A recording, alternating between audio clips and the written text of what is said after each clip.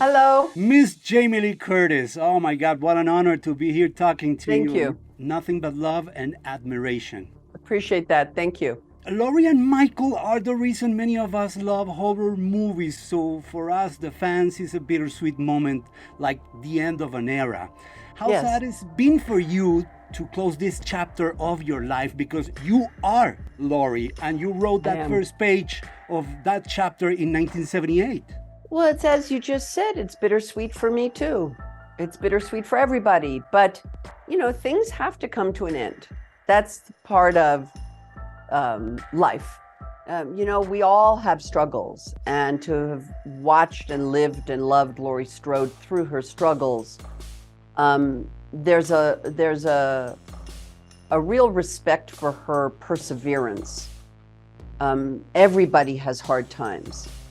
Everybody. And I think they identify with Laurie Strode, but perseverance is a really important word that we all share. And, we're telling a story that has an inevitable conclusion.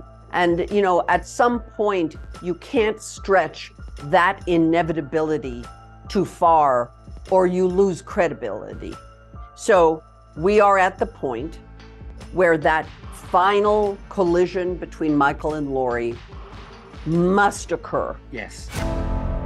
Michael Myers, in that mask, represents pure evil.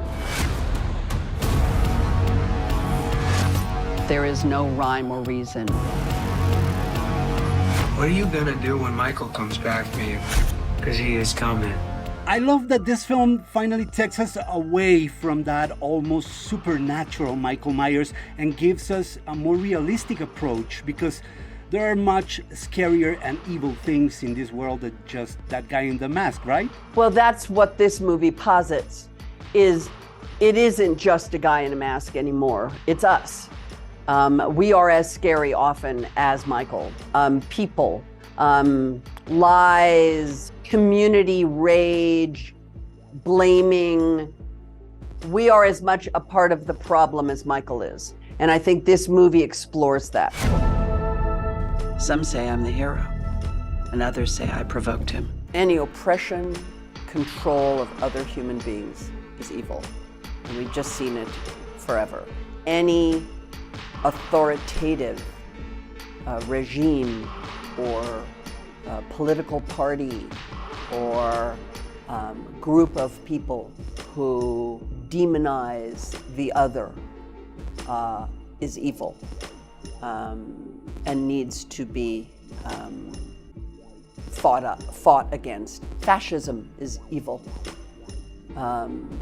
White supremacy is evil.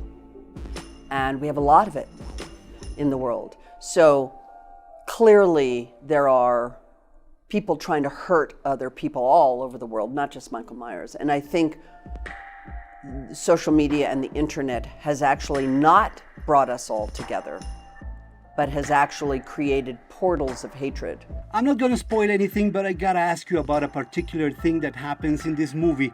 Laurie is telling her story, is writing her story, but there's this radio DJ telling another totally different story. It is Halloween. Can you believe it? What's gonna get our moms out? As a radio DJ myself, that scene with the DJ on the radio station is, of course, painful, but also it's interesting that is one of the most detailed and crafted scenes in the whole movie. Why is that? Because he's the portal of information that we now call, what we're using, the radio station. That radio tower in Haddonfield plays throughout all three movies. If you go back, you'll see the radio tower. You hear Willie the Kid, you hear him spewing his disinformation. But the truth of the matter is, it's a metaphor for the portal, which is that we're all listening to these voices, and it is misinformation. And it's as much an indictment of social media and the portal of hatred that we all allow into our lives, as much as it is a story of Michael Myers. I was certain that I saw him watching me.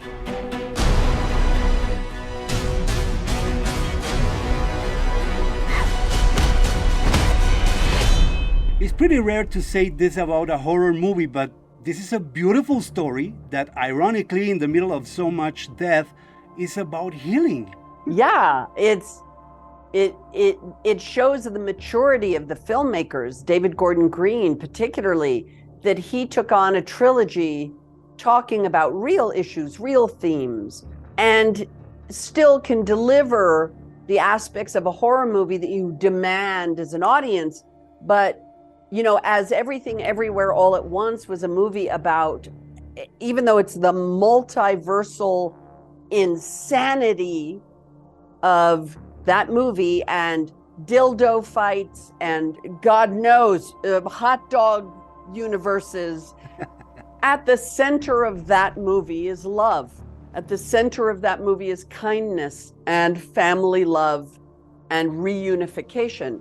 And at the center of Halloween is also love and healing, that there must be healing, the ability to heal, or if not, it's anarchy. And then we are so ruined. Then we have blown it as the human being society of the universe. We've blown it if you can't heal.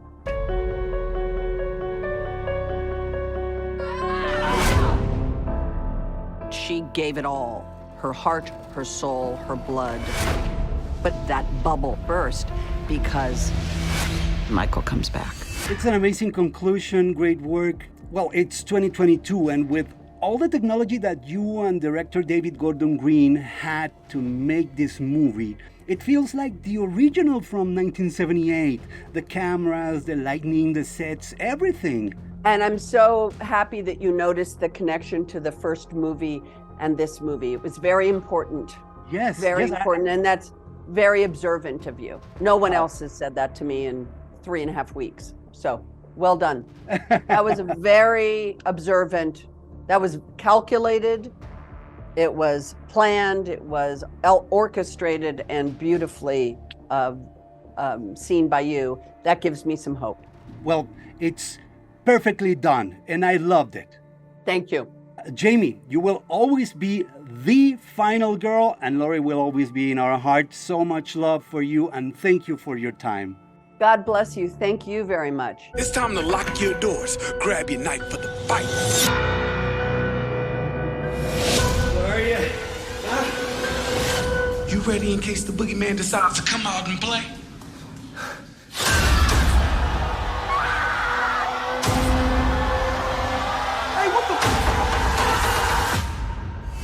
It's her legacy, and it's now part of ours. Jamie Lee Curtis of Halloween. Thank you.